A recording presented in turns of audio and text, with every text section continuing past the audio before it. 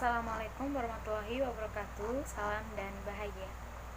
Baik, kami dari kelompok 13 akan mempresentasikan materi kami yang berjudul faktor judgmental dalam peramalan.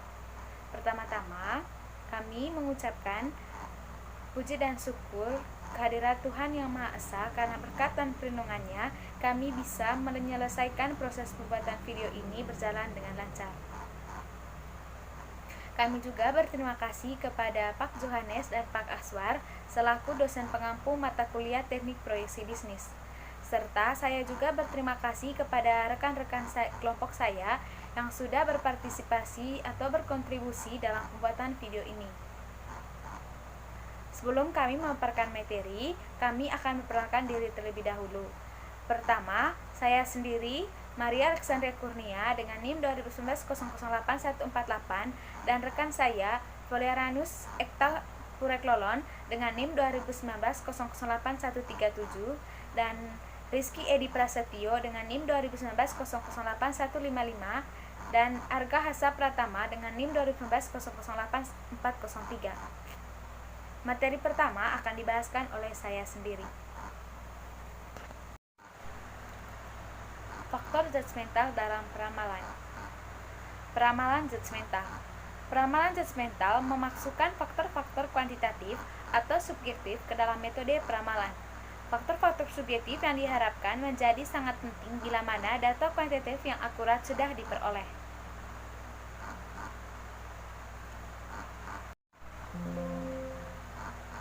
Yang berikutnya adalah definisi peramalan judgmental. Peramalan judgmental adalah bentuk peramalan dengan menggunakan pendapat seorang pendapat analisis yang dimasukkan ke dalam proses peramalan. Teknik peramalan yang sering digunakan yaitu analisis data historis. Namun, bila data historis yang dimiliki sedikit, maka diperlukan banyak judgment yang dimasukkan ke dalam proses peramalan.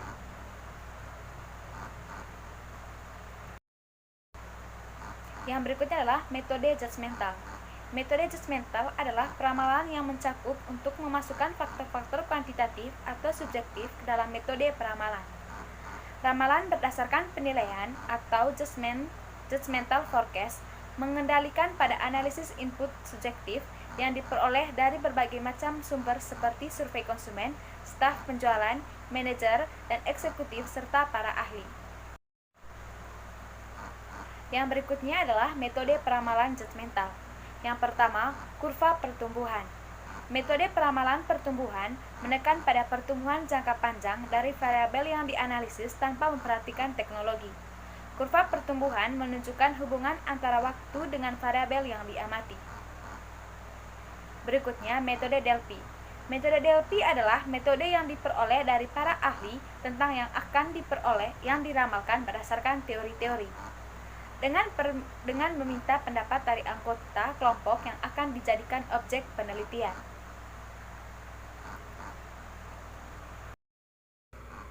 Yang berikutnya adalah penulisan skenario. Penulisan skenario adalah proses pendefinisian ketidakpastian masa datang dengan cara menulis naskah tentang lingkungan dari sebuah organisasi selama beberapa tahun mendatang. Teknologi baru, penggeseran populasi, dan perubahan permintaan konsumen adalah faktor-faktor yang dipertimbangkan dan disusun dalam spekulasi untuk memancing pemikiran manajemen puncak. Berikutnya, forecast berdasarkan pendapat atau judgmental metode. Yang pertama yaitu pendapat salesman. Para salesman diminta untuk mengukur apakah ada kemajuan atau kemunduran segala hal yang berhubungan dengan tingkat penjualan pada daerah mereka masing-masing. Kemudian, mereka diminta pula untuk mengestimasi tentang tingkat penjualan di daerah masing-masing di waktu mendatang. Perkiraan para salesman itu perlu diawasi karena kemungkinan ada unsur kesengajaan untuk membuat perkiraan yang lebih rendah atau underestimate. Dengan harapan apabila ia menjual di atas perkiraannya, ia akan mendapatkan hadiah. Berikutnya adalah pendapat salesman manager. Perkiraan yang dikemukakan oleh para salesman perlu diperbandingkan dengan perkiraan yang dibuat oleh kepala bagian penjualan. Sedangkan kepala bagian penjualan tentu mempunyai pertimbangan dan pandangan yang lebih luas meliputi seluruh daerah penjualan. Pada umumnya, perkiraan dapat objektif karena mempertimbangkan banyak faktor. Hal ini mungkin juga disebabkan pendidikannya relatif lebih tinggi dan pengalaman yang lebih luas di bidang penjualan. Sekian presentasi dari saya, berikutnya akan dijelaskan oleh rekan saya. Oke, baik. Sebelumnya perkenalkan, saya Florian Sitang Proklolan dan NIM 2019-008137. Di sini saya ingin melanjut penjelasan mengenai materi kami, yaitu forex crash berdasarkan pendapat judgmental method. Itu tadi sudah dijelaskan pada poin pertama dan juga poin kedua, dan di sini saya ingin melanjutkan pada poin yang ketiga, yaitu menurut pendapat para ahli, di mana pada poin ini disebutkan bahwa kadang-kadang perkiraan yang dibuat oleh salesman dan kepala bagian penjualan sangat bertentangan satu sama lain, sehingga perusahaan menganggap perlu untuk meminta pertimbangan kepada orang lain yang dianggap sebagai ahli. Nah, dan orang ini merupakan disebut sebagai konsultan. Dari poin ini dapat disimpulkan bahwa dalam suatu perusahaan itu sendiri, jika memang terjadi pertentangan ataupun permasalahan yang memang ada dalam perusahaan itu sendiri, maka para pihak perusahaan atau pemilik perusahaan bisa melakukan bisa bertanya mengenai langkah apa maupun tindakan apa yang dilakukan sehingga bisa keluar dari masalah-masalah yang dihadapi oleh perusahaan itu sendiri. Nah, dan orang yang memang ditanyakan mengenai langkah-langkah dan juga solusi apa, itu disebut konsultan, di mana beliau merupakan orang yang memang sudah paham betul mengenai dalam dunia perusahaan maupun organisasi, sehingga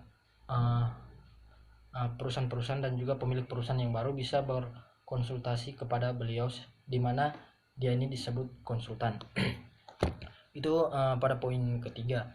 Terus pada poin keempat, yaitu survei konsumen. Ini dapat dikatakan bahwa apabila ketiga pendapat di atas, di mana pada poin pertama yaitu pendapat salesman, dan poin kedua yaitu pendapat sales manager, dan yang ketiga yaitu menurut para ahli, pendapat para ahli. Dan yang pada poin keempat ini bahwasannya jika memang dari ketiga poin tersebut masih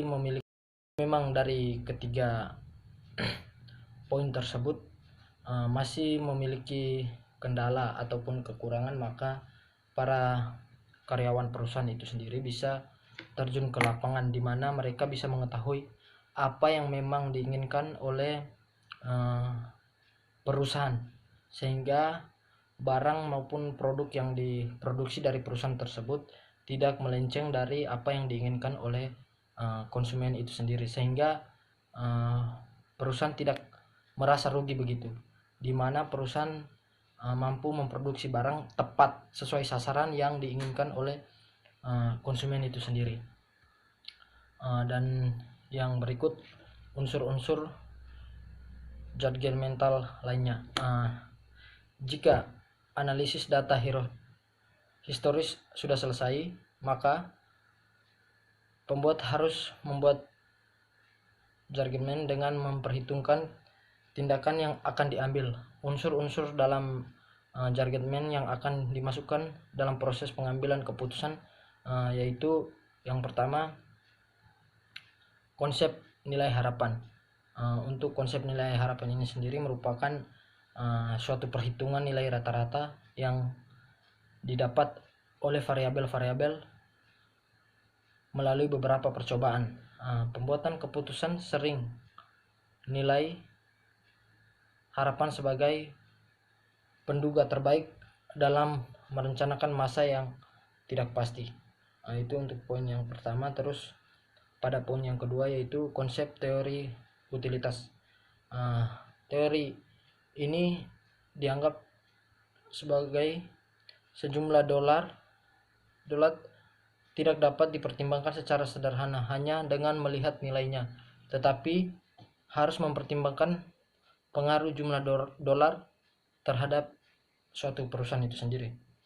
Itu mengenai poin yang kedua. Terus pada poin yang ketiga ini sendiri, yaitu diagram pohon, di mana diagram pohon ini digunakan sebagai pengambilan keputusan dan juga situasi yang kompleks untuk mengambil keputusan yang rasional, di mana untuk keputusan-keputusan memang yang sudah valid dan juga keputusan-keputusan yang memang sudah dianggap sudah sah begitu, sehingga tidak terjadi kesalahpahaman dalam suatu perusahaan itu sendiri dan juga dalam suatu internal perusahaan itu sendiri. Itu kemudian yang berikut, pengendalian proses peramalan. Pengendalian proses peramalan meliputi langkah yang dilakukan oleh manajemen untuk memperbesar kemungkinan pencapaian sasaran yang telah diterapkan dalam tahapan perencanaan dan juga untuk memastikan bahwa seluruh bagian organisasi berfungsi sebagai tujuan organisasi. Menurut Glenn Ronald W. dan Hilton Paul 1995 adalah suatu proses untuk memastikan tindakan yang efisien untuk mencapai tujuan organisasi.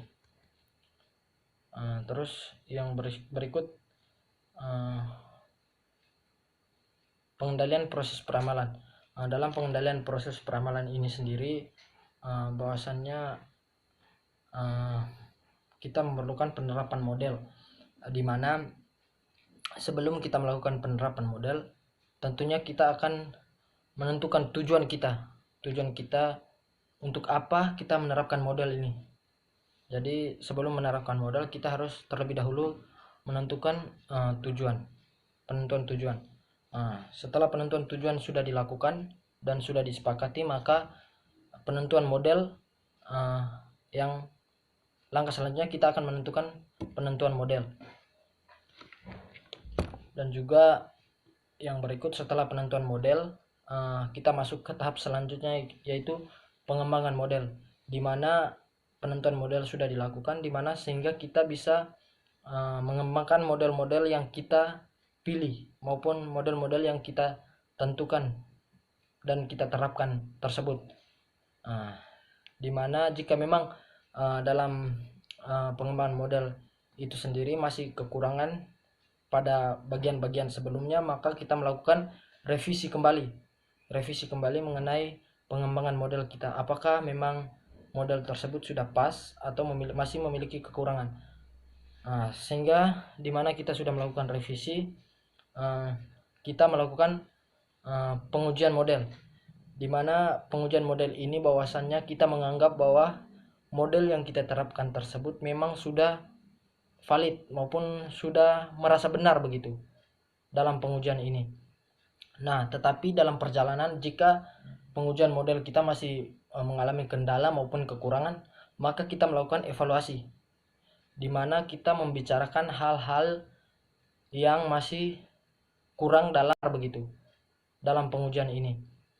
Nah, tetapi dalam perjalanan, jika pengujian model kita masih mengalami kendala maupun kekurangan, maka kita melakukan evaluasi, di mana kita membicarakan hal-hal yang masih kurang dalam pengujian model kita, di mana sehingga kita tidak mengulangi hal-hal sebelumnya dalam melakukan tindakan-tindakan maupun pengujian model yang berikutnya. Mungkin seperti itu. Jadi demikian dari saya. Mohon maaf jika ada salah kata. Selanjutnya akan saya serahkan kepada teman saya. Terima kasih, salam. Yang berikutnya akan saya sampaikan mengenai pengendalian. Ini mencakup yang pertama, penetapan standar dan sasaran. Yang kedua, membandingkan hasil dengan sasaran dan standar. yang terakhir mendorong keberhasilan dan memperbaiki kekurangan. Berikutnya mengenai sistem informasi manajemen atau SIM dan masa depan peramalan.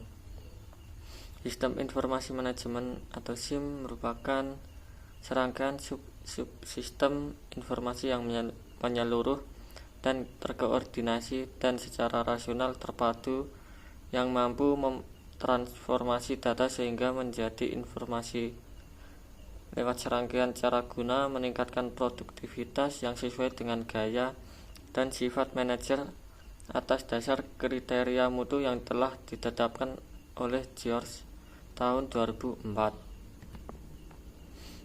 Ada 3 fungsi sistem informasi manajemen. Yang pertama, mendukung operasi bisnis. Yang kedua, mendukung pengambilan keputusan manajerial.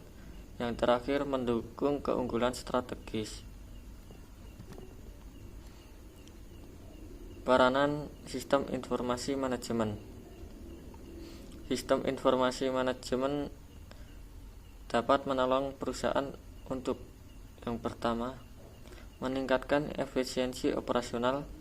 Yang kedua, memperkenalkan inovasi dalam bisnis. Dan yang terakhir, membangun sumber-sumber informasi strategis. Sistem informasi manajemen dan masa depan peramalan. Sistem informasi yang digunakan dalam menunjang sebuah peramalan adalah sistem informasi keuangan. Sistem informasi keuangan mempunyai 3 tugas pokok. Yang pertama, mengidentifikasi kebutuhan uang yang akan datang. Yang kedua, membantu perolehan dana tersebut. Yang terakhir, mengontrol penggunaannya. Warahmatullahi wabarakatuh. Nama saya Argasa Pratama, NIM 2019-008-403. Baiklah, saya akan melanjutkan presentasi dari teman saya. SIM dan masa depan peramalan. 1. Subsistem informasi akuntansi. Sistem informasi akuntansi bertugas menyediakan data akuntansi yang berupa catatan mengenai segala sesuatu yang terjadi dalam perusahaan. Data akuntansi menyediakan catatan mengenai segala sesuatu yang berhubungan dengan keuangan yang terjadi dalam perusahaan. Sistem dan masa depan peramalan. 2. Subsistem audit internal. Auditor adalah orang bertugas memeriksa catatan akuntansi untuk menguji kebenarannya. Auditor internal adalah pekerjaan perusahaan yang biasanya terlibat dalam pekerjaan perancangan dan evaluasi sistem informasi konseptual seluruh perusahaan. Subsistem audit internal sama dengan subsistem penelitian, pemasaran, dan subsistem teknik industri, yakni bahwa mereka ini dirancang untuk melakukan studi khusus mengenai operasi perusahaan. SIM dan masa peramalan. 3. Subsistem masa depan peramalan. 3. Subsistem intelijensi keuangan. Subsistem intelijen keuangan bertugas mengidentifikasi sumber terbaik bagi modal tambahan dan investasi terbaik bagi kelebihan dana. Subsistem intelijen keuangan digunakan untuk mengidentifikasikan sumber terbaik, modal tambahan, dan investasi terbaik. Informasi yang diperoleh berasal dari 2 pihak, yakni pemegang saham dan masyarakat keuangan. Subsistem intelijensi keuangan mengumpulkan data dari masyarakat keuangan, yaitu bank, agen, pemerintah, pasar, pengamanan, dan sebagainya. Baik, sekian dari kelompok kami. Assalamualaikum warahmatullahi wabarakatuh.